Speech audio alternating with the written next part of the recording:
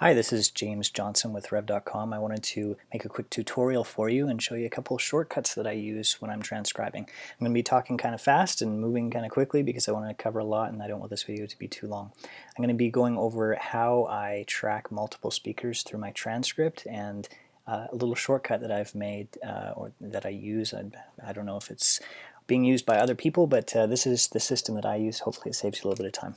All right, I'm going to stop there. So there's a first minute and a bit. So first thing you'll notice is that I didn't bother labeling anybody up to this point. A couple reasons for that. First of all, when you're first starting a project, you're probably not going to know who's talking. So it's kind of fruitless to sit there and try to figure out, well, who was that and is that person, because you could be dealing with 2 people, it could be 20. So it's better off to work through and see what you've got. And also, let's focus on typing more than thinking, things tend to move a little bit quicker. So once I've got this done, in this case, I don't know who these people are, and so it's probably going to end up being camera crew. But let's say I could identify them, and there was only a couple people. So what I do is I create a new speaker block here called TC Notes. This isn't something that is going to stay in the document, hopefully. In the rare chance that it does end up in the document, at least the client would know what it was there for. But obviously that's a last step that I would need to remember to remove. I'm going to start the transcript up here with another speaker block and put the TC Notes right up here at the top. And so the idea here is that when I'm working and I can clearly identify a speaker, I'm going to make a note of that up here. So far, I can't identify anybody. Nobody's given their name, but let's just assume for the sake of this tutorial that Not just so amazing. this person was Eric. So what I'm going to do is, for example, this is halfway through Eric's speaking, but this is a good chunk where I know it's Eric.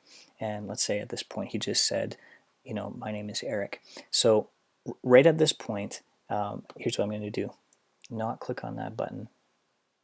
And that is funny because this is a situation that needs to be addressed as well, because we can't delete our thread posts.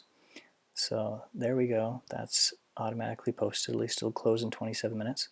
And I might as well just leave that in the video so that Rev is reminded that we have an issue to solve here. All right. This is what you do if you end up accidentally posting to the forum.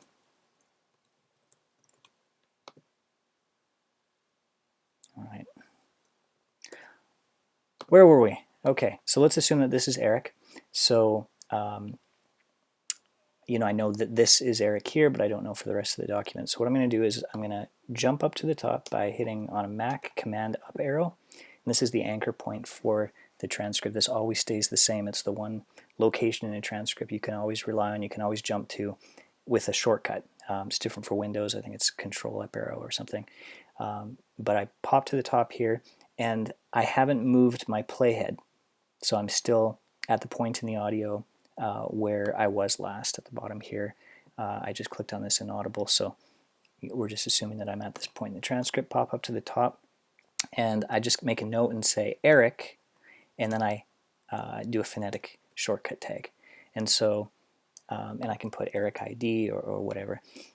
So there's my first identifier here, and then I'm just dropping down here, and I'm putting any notes about Eric. So if somebody's difficult to track later on in the transcript, maybe they have an accent, they have a low voice, they have to speak really slowly, they have a lisp, they have certain speech patterns, they say or ah, lot, whatever it is, if you can make a note here about that speaker so that you can identify them later, that's one of the things that you'll lean back on. In this case, it's not. This isn't a verbatim transcript, so I don't have any filler here to look through. But let's just assume that he had a low voice, so I can just put low voice, and then I would continue with anybody else. If I just took some of the camera crew here, for instance. This is the tipping point, one.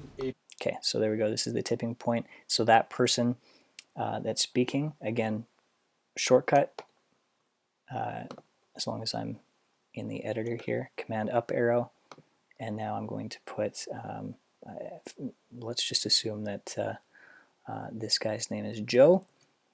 Then I'm going to go Joe ID phonetic tag, and there's my timestamp right there. And I can just say, he, it sounds like he's directing. So again, these are just notes for me, right? So here's the beauty of this. At any point in the transcript, if you're trying to figure out who was that person that's speaking at that point, and we can just skip down here and skip way down in the timeline. So I'm at 18 minutes. Just play. Is it? Yeah. Well, I think in terms of tau and amyloid, you've heard a lot about that. So at this point, this speaker is speaking. If I want to figure out who this is right now, I can pop up to the top, and I can play back these sections here and compare it with what I've got. If I want to be able to jump right back to the transcript point very quickly, then I also want to tag where I'm at here. So I put a phonetic tag there at timestamp, command period, and then I'm able to quickly jump back to this point. So play. You've heard a lot about that. I think those two things are... Pop to the top. Let's see if this is Eric. Not just solanezumab, but... Point one, AB common mark. Not just solanezumab, but more so... Pop back to the bottom. That's command down arrow, by the way. And again, this is for a Mac. You've heard a lot about that. I think those two things are linked, and there's not a lot of controversy. So you can see how I can quickly navigate through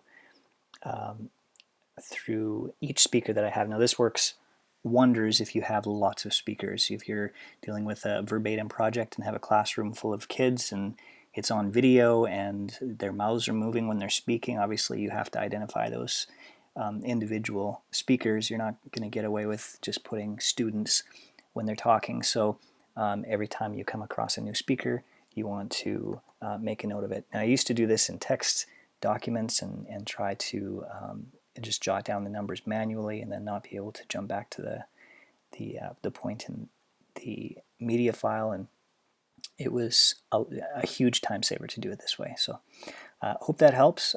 If you like these tutorials, leave some feedback and share your thoughts on what you'd like to see next time. Thanks for watching.